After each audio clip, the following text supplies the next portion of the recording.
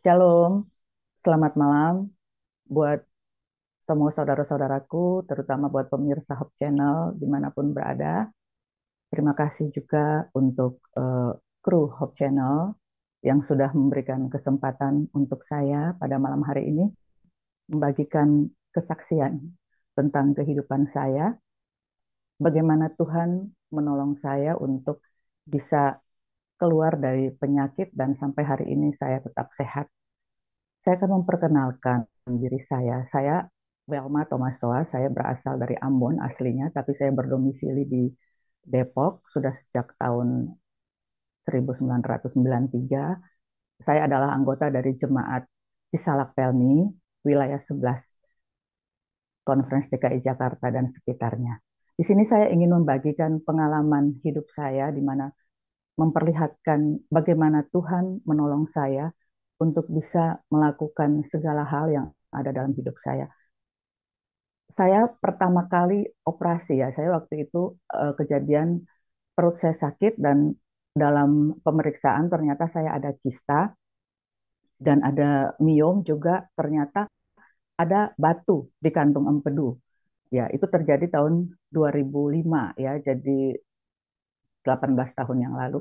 Jadi akhirnya saya memeriksa dan dokter memutuskan bahwa saya harus dioperasi, diangkat kantong empedunya. Sementara saat itu saya juga harus mengangkat kista ya. Bagaimana saya bisa melakukan semua itu dan akhirnya setelah melalui pemeriksaan dokter membentuk tim. Saya di Rumah Sakit Premier Jatinegara dan dokter membentuk tim. Akhirnya saya diputuskan untuk operasi untuk semuanya diangkat. Eh, Kista atau miom, kemudian batu empedu yang ada di kantong empedu dan memang harus diangkat semua itu kantong empedunya ya karena menurut dokter di kantong empedu itu akan terjadi batu lagi apabila tidak diangkat. Oke, akhirnya saya menyetujui dan operasi dijalankan. Kemudian beberapa tahun saya masih terganggu ya dengan kista ini karena ternyata kista ini tidak sembuh total. Kistanya berada di indung telur saya yang sebelah kiri. Dan itu menyebabkan saya sering pendarahan yang cukup banyak apabila saya datang bulan ya, saya haid. Dan sangat mengganggu, perut saya sangat sakit dan sebagainya. Di luar itu, karena kantong empedu saya juga sudah diambil, membuat lambung atau mah saya itu sangat sensitif untuk makanan atau minuman atau obat yang saya minum.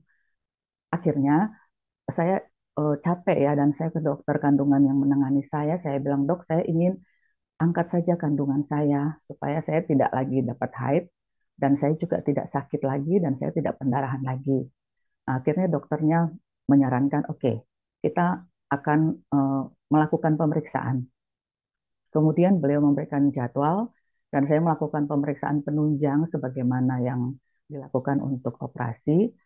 Dan setelah semua hasilnya keluar, ternyata dokternya tidak mau mengoperasi saya. Dia bilang tidak perlu dioperasi karena sebenarnya kandungan saya baik-baik saja.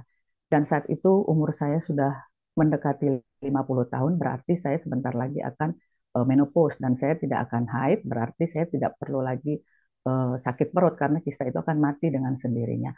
Akhirnya saya tidak melakukan operasi.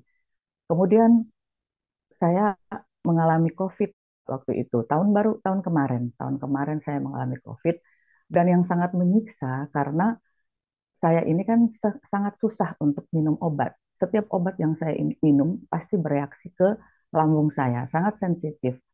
Nah, disinilah saya melihat bagaimana penyertaan Tuhan untuk saya.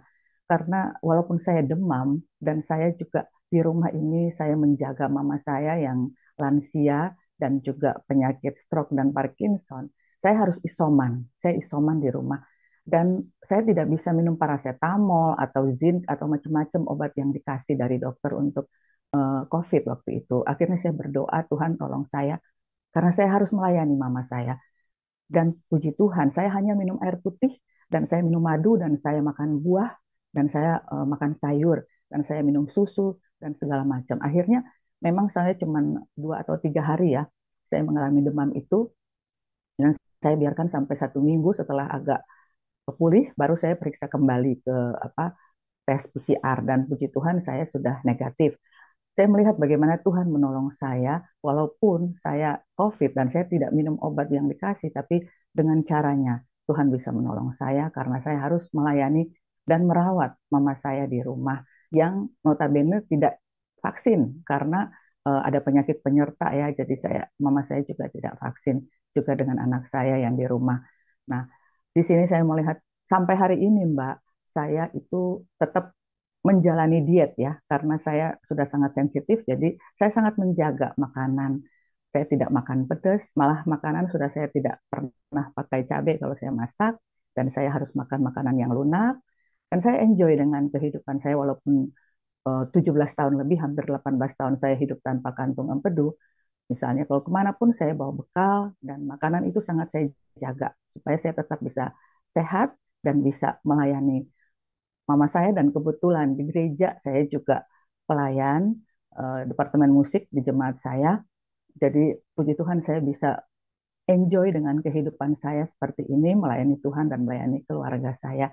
Ada satu ayat yang ingin saya sampaikan di sini. Ini adalah salah satu ayat kesayangan saya yang terdapat di dalam Mazmur 37 ayat 5. Saya akan membacakan.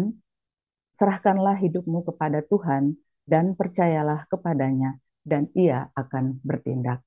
Itu adalah salah satu ayat kesayangan saya dan itu memang yang saya pegang. Setiap kali saya bermasalah, saya berdoa dan saya percaya dalam kehidupan saya Tuhan pasti akan bertindak untuk hidup saya. Itu saja kesaksian saya. Terima kasih. Selamat malam. Tuhan memberkati.